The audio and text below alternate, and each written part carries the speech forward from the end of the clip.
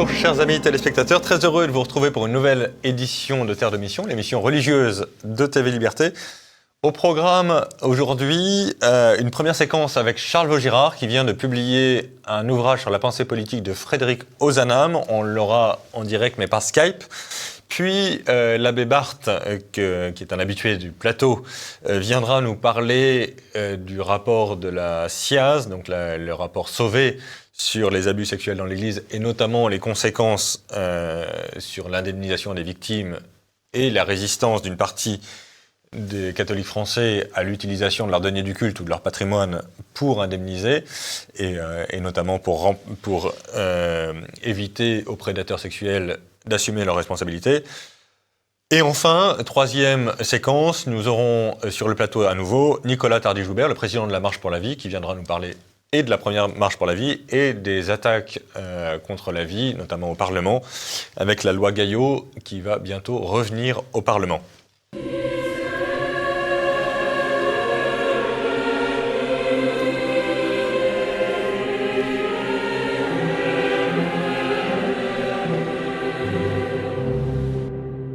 Bien, retour sur le plateau de Terre de Mission et j'ai le plaisir d'accueillir par Skype Charles Vaugirard qui vient de publier un livre sur la pensée politique de Frédéric Ozanam. Bonjour Charles.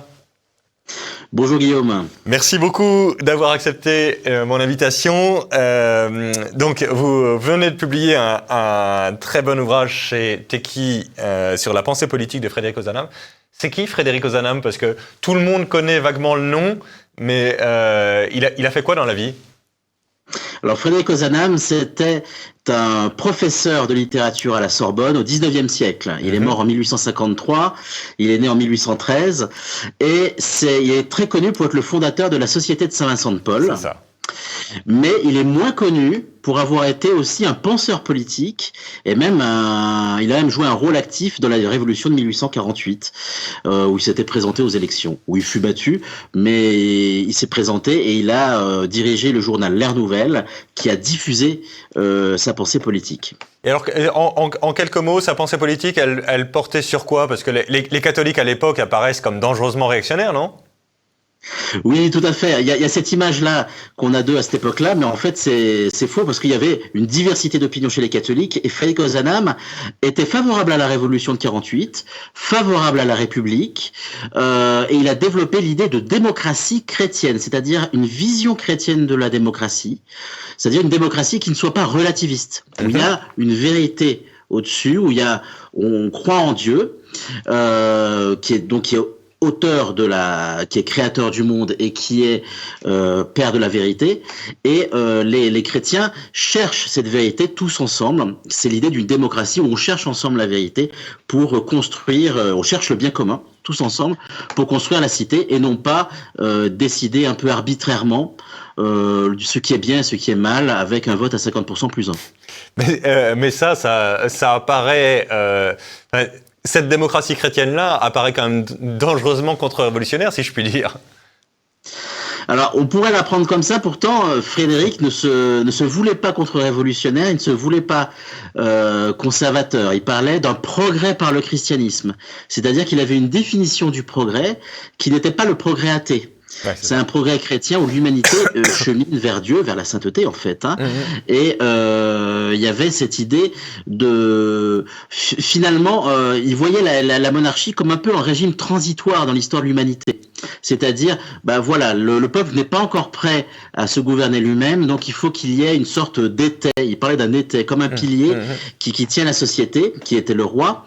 Mais finalement, puisque le peuple grandit en foi, en vertu, eh bien, il y a un moment où il peut chercher le bien commun par lui-même. D'accord. C'est pas réactionnaire comme vision, même si ça ne diabolise pas effectivement le passé. Ozanam était partisan d'une continuité historique. Il n'était pas dans une logique de table rase, qui est la logique des révolutionnaires. Absolument. Donc c'est ni tout à fait révolutionnaire, ni tout à fait réactionnaire, contre-révolutionnaire au sens strict. C'est quelque chose de l'ordre du progrès naturel du genre humain en quelque sorte. Exactement.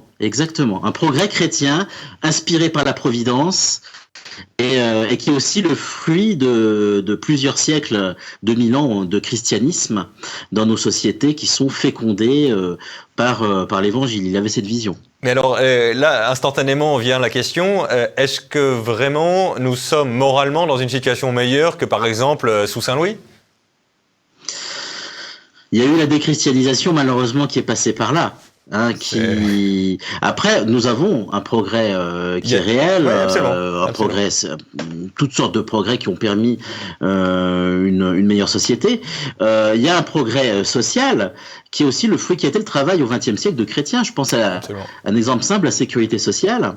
Ce sont des chrétiens, il n'y avait pas que des chrétiens, mais à la Libération, ce sont des chrétiens qui l'ont mis en place avec le MRP, avec le général de Gaulle. Et ces hommes du MRP étaient souvent dans la même famille de pensée, étaient des héritiers de Frédéric Ozanam. D'ailleurs, certains, comme Georges Bidault, par exemple, s'en sont inspirés explicitement. Donc, il y a un progrès qui a été fait, qui a été l'œuvre de chrétiens en politique, et qui permet une amélioration de notre société. Ça, c'est évident. Très juste. Alors, si on devait résumer un peu la pensée politique d'Ozanam, on le connaît encore une fois très bien sur son action sociale, en quelque sorte, mais au plan politique, vous verriez, vous diriez quoi comme très saillant de sa pensée politique ? Très saillant, vraiment ce qui est saillant chez lui, c'est cette idée de démocratie qui ne soit pas relativiste, comme je l'ai dit. Vraiment, il y a une recherche du bien commun, d'un bien commun qui est préexistant à la loi positive. Donc, et puis d'autre part, il y a aussi une vision sociale, une pensée sociale qui est spiritualiste, c'est-à-dire qui prend l'homme dans sa plénitude, par le haut. Il opposait sa vision sociale spiritualiste à des visions matérialistes qui étaient le marxisme, enfin le socialisme, donc, dont le marxisme, mais pas seulement, il y en a d'autres, et puis le libéralisme économique qui voit l'homme finalement que comme un producteur, dans une logique d'intérêt. Là, il vraiment l'homme dans sa plénitude, et c'est pour ça que dans sa pensée sociale, il y a tout un pan qui est sur la formation professionnelle, la formation culturelle, humaine, et puis aussi, il évoquait beaucoup à cette époque le problème des addictions. Alors, il n'emploie pas ce terme contemporain, il parle comme autrefois on disait vice, citons les jeux d'argent, la prostitution, etc. L'alcool. Mais ça colle beaucoup à nos problèmes contemporains d'addiction, et au sens large du terme. Je ne parle pas seulement de la drogue, je parle de tout le reste. Bien sûr. Et alors, par ailleurs, il a été, à titre personnel, un éducateur. Est-ce qu'il a quelque chose d'intéressant à dire sur l'éducation, ou il n'en a pas du tout parlé dans sa pensée politique ?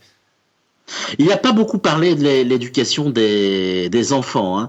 Il a plutôt parlé de l'éducation des adultes, dans le sens de former l'homme, de faire grandir l'homme, et notamment dans sa vision sociale, où il oppose une assistance qu'on appellerait aujourd'hui assistanat, une assistance qui est purement matérialiste, qui humilie un peu l'homme, et une assistance qui honore, qui passe par l'éducation. Qui passe par l'éducation de l'homme, à le grandir, à le libérer de ses addictions, à lui donner une formation technique, professionnelle, citoyenne, culturelle. Et effectivement, on pourrait faire la connexion avec l'enfance. Malheureusement, il n'en parle pas. Mais c'était évident pour lui qu'il fallait que les enfants soient tous éduqués. Ça fait partie de la création, de la construction de l'homme. Alors, peut-être un dernier sujet, une dernière question. Ozanam a beaucoup contribué à élaborer ce qu'on appelle maintenant la doctrine sociale de l'Église, comme beaucoup de catholiques sociaux de France, de toute tendance d'ailleurs, que ce soit des légitimistes sociaux, que ce soit des démocrates chrétiens au sens ancien du mot. Beaucoup d'entre eux ont aidé à résister aux principes individualistes de 1789 et ont été repris assez largement par Léon XIII et évidemment par les papes ultérieurs. Est-ce que vous pensez que Ozanam, ou sa pensée politique, ou sa pensée sociale, ont influencé Léon XIII, Rerum Novarum ou d'autres textes du même acabit ? Alors, pour l'homélie de sa béatification, Jean-Paul II, en 1997, a qualifié Frédéric Ozanam de précurseur de la doctrine sociale de l'Église. Donc, j'avais ça en tête. il voit un lien clair entre la doctrine sociale de l'Église et la pensée d'Ozanam. Ça, c'est Jean-Paul II qui le fait. Après, on sait que Ozanam a influencé beaucoup d'auteurs, notamment en Italie. où il avait une forte influence. Et même de son vivant, le pape Pie IX a par exemple lu l'Air Nouvelle, le journal L'Air Nouvelle. Pie IX le lisait et il en faisait les traductions en italien qu'il diffusait à Rome, certains articles. Donc il était connu à Rome. Je peux pas vous dire, clairement, pour être honnête, je peux pas vous dire, oui, Léon XIII a lu Ozanam et s'en a inspiré. Je n'ai pas l'information. Mais je sais que des contemporains de Léon XIII, comme par exemple Luigi Sturzo, parlaient d'Ozanam comme étant un père du catholicisme social et de la démocratie chrétienne au sens italien du terme. Eh bien écoutez, merci beaucoup cher Charles Vaugirard. La pensée politique de Frédéric Ozanam, ça vient de paraître chez Tekki. C'est un ouvrage qui coûte 18 € et qui fait 223 pages, très facilement accessible. Très belle introduction à la pensée d'Ozanam. Merci beaucoup et on espère de nouveaux ouvrages prochainement parce que c'est vraiment très stimulant d'écouter un ancien qui parle aussi bien au monde contemporain en quelque sorte. Merci beaucoup. Et à bientôt.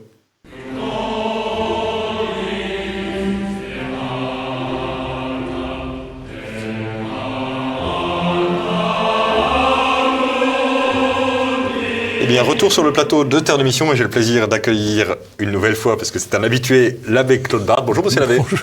Merci beaucoup d'avoir accepté notre invitation. Nous allons parler aujourd'hui d'un sujet qui est un peu chaud dans l'Église de France, qui est le rapport Sauvé, et notamment les conséquences dans l'Église de France, puisque si on a bien entendu ce que disaient nos épiscopes à la conférence des évêques à Lourdes, il serait question que nous soyons tous solidairement responsables. Ça veut dire quoi exactement la responsabilité institutionnelle de l'Église ? La responsabilité systémique. Systémique. Ils ont dit institutionnelle, je crois. Ils ont dit les deux. Ils ont dit les deux. Oui. Mais ils ont repris systémique qu'avait inventé la commission. La commission Sauvé, oui. La chiaz. Oui, c'est affreux. Au nom charmant d'ailleurs, mais peu importe. Non, c'est une chose abominable. On est beaucoup de prêtres sont atterrés de cette affaire-là. Atterrés de ce qui se passe. Si je comprends bien, ça veut dire que nous devrions considérer que l'ensemble de l'Église de France est responsable des prédateurs sexuels. Des prédateurs sexuels, oui.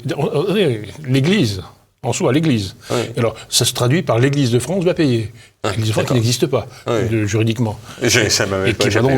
Qui va faire payer ceux qui existent, et ceux qui ont encore quelque chose, c'est-à-dire les diocèses. Les diocèses qui gardent encore quelques biens. Ouais. J'ai appris hier soir, par un chancelier d'évêché, que le secrétariat de la conférence épiscopale téléphonait à tous les diocèses de France pour qu'ils fassent une liste des biens pouvant être vendus.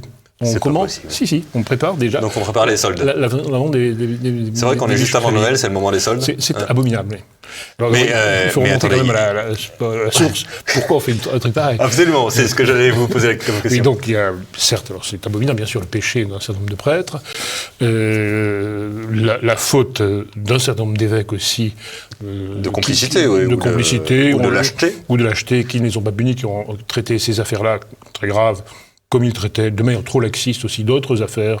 Un prêtre qui partait avec une femme, on le changeait de paroisse dans le diocèse. On a fait la même chose pour, donc c'est entré. Après les scandales, tout ça est monté. Et finalement, l'épiscopat s'est trouvé dans une espèce de tourbillon, surtout que d'autres épiscopats ont montré l'exemple, si on peut dire le mauvais exemple, de repentance, et aussi sont obligés de se repentir, au nom de l'Église. C'est ça qui dépasse. Et pour ça, ils ont nommé donc une commission indépendante. Pseudo-indépendante, parce qu'indépendante de l'Église peut-être, mais pas du tout indépendante de l'État. De l'État, ni d'autres organismes, bien sûr. Enfin donc, M.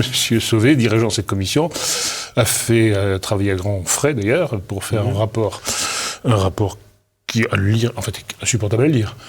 Par sa prétention, puis c'est mal fait, c'est mal fichu. La méthodologie est nulle.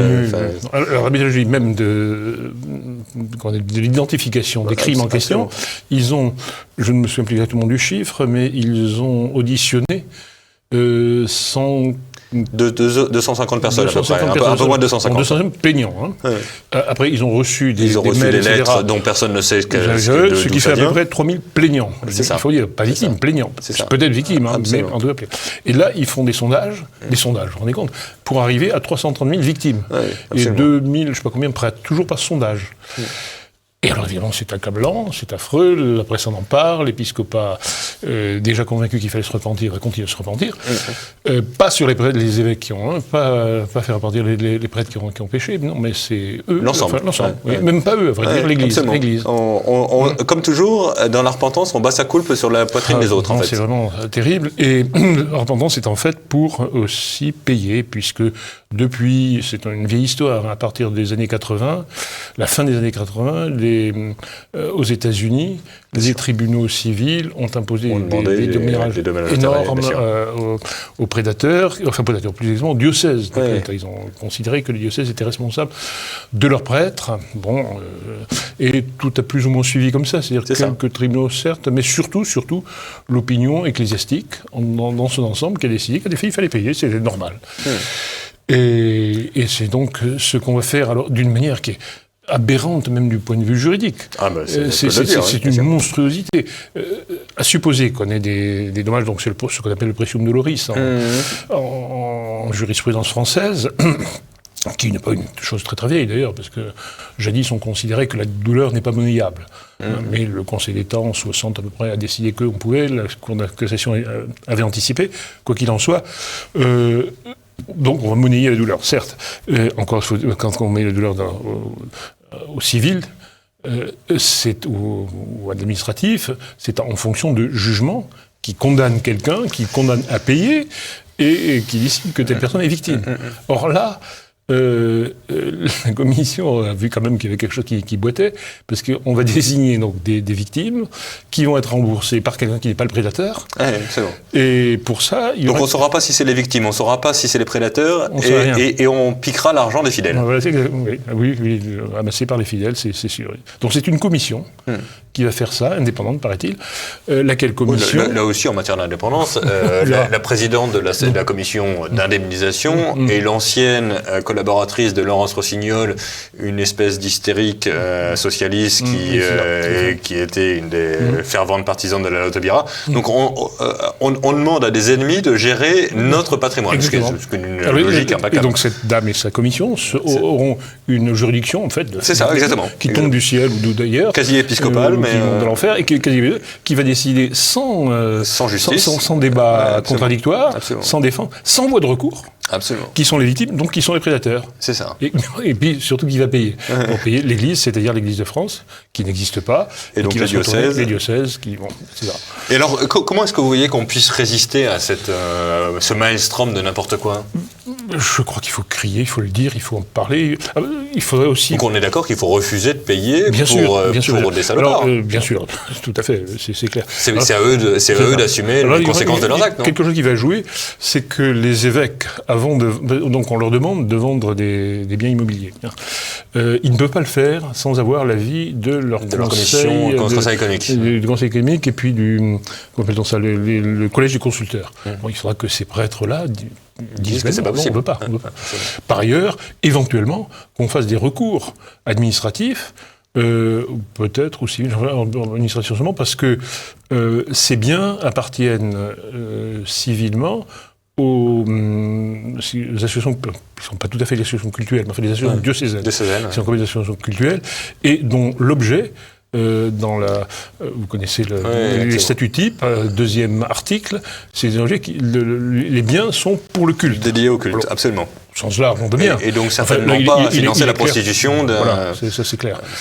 Donc, on peut attaquer ces biens. Et accessoirement, les donateurs peuvent se trouver lésés, enfin, et non seulement les héritiers des donateurs peuvent se trouver lésés. Ils pourraient dire, encore autre voie possible. Et puis, fondamentalement, il faut accuser où ça fait le plus mal. C'est que, finalement, reconnaître la responsabilité systémique de l'Église, c'est dire que l'Église est pécheresse. Parce que, certes, les évêques n'ont pas repris textuellement ce que la commission Chiaz avait dit. Pourquoi ? Parce qu'ils expliquent pourquoi la responsabilité. C'est parce qu'il y a une culture de secret. Oui, du secret, mais surtout, les choses principales, c'est que le clérigalisme, donc il cite le pape très bien, qu'est-ce que le clérigalisme ? C'est essentiellement deux choses, c'est de la survalorisation excessive du sacerdoce, et la survalorisation aussi du célibat ecclésiastique. Donc, autrement dit, les prêtres, on leur bourre le mou avec le célibat, ça les traumatise, et par conséquent, ils deviennent des prédateurs, et ils profitent de ceux qui sont prêtres et qui sont... Alors tout ça, ça tient à ce que l'Église, ils vont jusqu'à accuser de manière un peu indirecte, leurs phrases sont mal fichues, mais à cet endroit-là, je crois que c'est volontaire. Donc la tradition de l'Église, qui est représentée par exemple par le catéchisme de l'Église catholique, qui ça fait un terreau favorable, disent-ils. Donc au total, c'est cela, on va parler de la responsabilité de l'Église dans ces crimes. C'est l'Église qui est pédocriminelle, c'est énorme. Oui, ce qui est un énorme scandale. Parce que, c'est énorme. Alors ça, je crois quand même que ça dépasse. Il y a des raisons sérieuses de s'y opposer. Oui, certes. Il faut le faire. Merci beaucoup, cher monsieur l'abbé. Eh bien écoutez, nous ne sommes pas prêts d'accepter ce genre de prédation financière pour répondre aux prédations sexuelles. Merci beaucoup, cher monsieur l'abbé. Je pense que le combat de cette gestion du rapport de la SIAZ ne fait que commencer.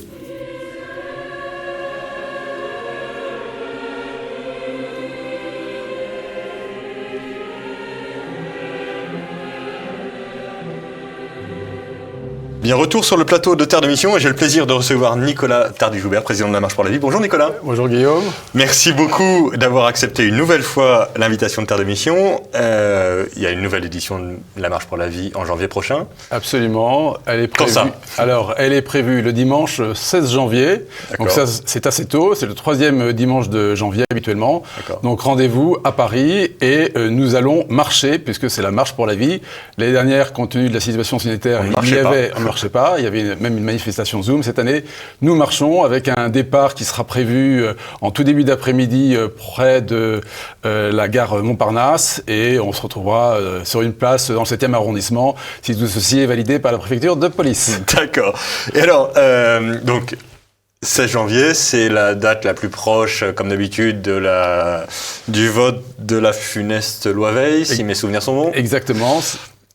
Et donc on continue à marcher contre l'avortement, contre l'euthanasie, contre toutes les atteintes à la vie innocente ? Je pense, oui, tout à fait. Il faut être dans la rue. Alors on peut se dire, est-ce que ça est utile de descendre dans la rue ? Mais en fait, ça permet d'être visible, de porter nos messages. Et il y a plein de sujets, malheureusement, qui vont arriver sur la table avec les présidentielles. Et avant les présidentielles, il y a aussi des propositions de loi nombreuses qui ont été débattues. Voilà. Donc il y a plein de choses à dire. Effectivement, que ce soit la défense de la vie, la prévention de l'avortement, comment est-ce que on peut, sur un plan politique, améliorer l'accueil de la vie, que l'avortement ne soit jamais une fatalité sur un plan économique. Alors justement, donc il y a la Marche pour la Vie. La Marche pour la Vie est faite pour organiser la Marche pour la Vie du mois de janvier, mais la Marche pour la Vie est aussi une association unitaire de plusieurs mouvements pro-vie qui donc essayent de faire pression sur le monde politique pour faciliter l'accueil de la vie. Et en particulier, en ce moment, on a des actualités un peu chaudes. On a cette proposition de loi Gaillot. C'est la proposition de Monseigneur Gaillot, c'est qui ? Alors, c'est peut-être une fille spirituelle. Non, Alban Gaillot est un député qui était à La République En Marche et qui a quitté les bancs de La République En Marche. Donc c'est la deuxième fois que ce texte va être étudié par l'Assemblée nationale. Il avait été rejeté par le Sénat. Et il contient des mesures qui sont absolument épouvantables. Ouais. Notamment, c'est l'extension de l'avortement de 12 à 14 semaines, la suppression de la clause de conscience spécifique, ou l'avortement possible chirurgical par des sages-femmes. Alors, pardon Nicolas, je voudrais pas faire de l'humour sur des sujets aussi graves, mais 12 à 14 semaines, pourquoi se battre là-dessus ? Alors, en fait, l'argument qui est avancé, c'est qu'il y a un certain nombre de femmes qui ne peuvent pas avorter dans les délais de 12 semaines. Et donc, ils partent à l'étranger. Or, je sais qu'il y a eu des études qui ont été faites, que cet élément est faux, donc c'est un moyen de faire progresser la culture de mort. Je pense qu'il faut que nos téléspectateurs réalisent bien ce que c'est. Un enfant, un embryon qui a 12 semaines, cette taille-là, elle fait 8 cm et demi. Jambes dépliées, puisque là, effectivement, il ramène ses jambes. C'est un embryon. Et j'ai de 12 à 14 semaines, la taille de l'embryon augmente de 50%, passe de 8,5 à 12 cm. Donc ça veut dire qu'un embryon à 12 semaines fait, jambes dépliées, cette taille-là.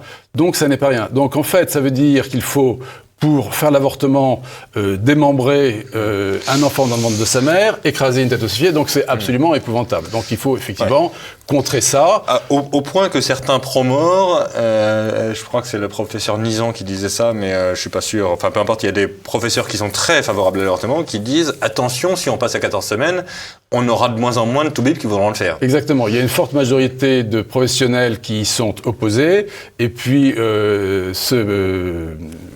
le président du Collège national des gynécologues et obstétriciens, donc Nizan dont vous parlez, indique lui-même que plus l'IVG est tardive, plus elle est dangereuse pour la femme. Pour la femme, donc elle est fatale pour l'enfant, ça c'est sûr, malheureusement, quel que soit et l'âge. pour la femme aussi. Donc effectivement, c'est il y a un rejet quand même massif de la profession sur un avortement qui passerait de 12 à 14 semaines. Donc je pense qu'on est très déterminé à faire échec à cette proposition. Et est-ce qu'on, parlons d'être un peu cash, mais est-ce qu'on a une chance de faire échec à cette proposition, ou est-ce que le soutien de la majorité macronienne suffit à obtenir le vote de la loi? Alors ce qui est très intéressant, c'est que le président de la République a montré son opposition dans lors d'un interview qu'il a accordé au journal Elle le 1er juillet en disant qu'il était opposé à l'extension de l'avortement de 12 à 14 semaines. Et malgré tout, le président du groupe La République En Marche à l'Assemblée nationale, Christophe Castaner, continue son petit bonhomme de alors que Alban Gaillot ne fait pas partie du groupe La République En Marche, inscrit ce sujet à l'ordre du jour. Donc c'est totalement aberrant. Ouais. Soutenu par Olivier Véran, qui effectivement pousse aussi à la roue. En fait, au nom de la Marche pour la vie, j'ai écrit il y a quelques jours au président de la République pour lui demander, en bref, de rejeter, de retirer ou de rejeter la proposition. Et j'en appelle à d'abord sa conscience, parce que effectivement, c'est absolument terrible sur un plan humain, à son humanité et à son autorité, parce que c'est quand même, je connais bien la séparation des pouvoirs entre exécutif et législatif, mais enfin, je pense que Christophe Castaner peut rendre quelques comptes au président de la République qui est élu et qui soutient sa majorité. Et pour avoir travaillé assez longtemps au Sénat, je peux vous garantir que la séparation du pouvoir est du pipeau. Si le président ne veut pas, sa majorité ne fera pas, ça c'est clair. Donc le courrier que nous avons adressé et posté sur le site de l'Élysée a bien été reçu. Voilà, nous espérons une réponse. Vous espérez la réponse avant ou après J'espère avant. Le débat doit commencer le lundi 29 novembre prochain, donc sur 3 jours. Donc là, c'est une espèce de niche, mais il y aura du temps pour les débats. Et donc, ça laisse 2 semaines au président de la République pour agir et nous répondre. Voilà, sur des choses qui sont absolument factuelles. Je pense que le courrier est intéressant. On va voir effectivement comment ce que je trouve très intéressant, c'est que ce courrier est pas du tout idéologique, c'est voilà ce qui se passe, voilà, donc prenez position, quoi. Voilà la réalité, prenez position. Et est-ce qu'il se laisse déborder par sa majorité au Parlement, ou est-ce qu'il contrôle sa majorité? Ce qui est aussi un moyen de voir, c'est est-ce qu'il contrôle l'état du pays ou pas. Enfin, il faut déjà commencer par contrôler ses troupes. Absolument. Je peux déjà vous répondre que je pense qu'il ne contrôle pas du tout. Alors, autant il doit contrôler la partie droite de sa majorité, autant je vous garantis qu'il ne contrôle pas la partie gauche de sa majorité. Ça me paraît clair. Alors, en parallèle, donc, en termes de mobilisation, donc après cette lettre qui a été envoyée au président de la République, nous allons auprès de nos sympathisants adresser le courrier qu'ils n'ont peut-être pas encore tous lu et leur demander de se mobiliser et d'envoyer un courrier eux-mêmes auprès des députés. Donc on va envoyer ça à partir du site de la Marche pour la vie. D'ici la fin de la semaine, je pense, de manière à ce qu'il y ait une petite semaine avant de réagir. Je pense que c'est très utile, effectivement, d'écrire. Tout le monde ne peut pas écrire. On proposera un certain nombre de choses. Il faut toujours écrire respectueusement et de manière sensibiliser, les députés à la défense de la vie. Et puis, en parallèle, nous avons aussi une pétition que nous avons lancée pour stopper la loi Gaillot, bien sûr. et que l'on peut trouver sur le site de la Marche pour la vie, qui est En Marche pour la vie. Voilà. En marche, En c'est marche. une autre façon d'être en marche. Merci beaucoup, cher Nicolas. Et donc, évidemment, nous avons tous rendez-vous le 16 janvier, c'est Le ça 16 janvier. Le 16 janvier à Paris. Et d'ici là, évidemment, chers amis téléspectateurs, il faut faire suivre le courrier de la Marche pour la vie au président, il faut le faire suivre aux députés. Il faut faire pression pour que cette loi Gaillot ne passe pas. Au moins ne passe pas au Sénat, elle sera peut-être votée à l'Assemblée si Macron ne fait pas d'efforts, mais au moins qu'on la bloque au Sénat parce qu'il est impératif que cette proposition-là ne passe pas. Voilà, et dans le cadre du calendrier parlementaire qui existe, effectivement la session parlementaire se termine au mois de février, donc nous avons une réelle chance de faire échec à cette proposition-là. Merci beaucoup, cher Nicolas. Merci, nous nous retrouvons la semaine prochaine, chers amis téléspectateurs, et d'ici là, que Dieu nous garde.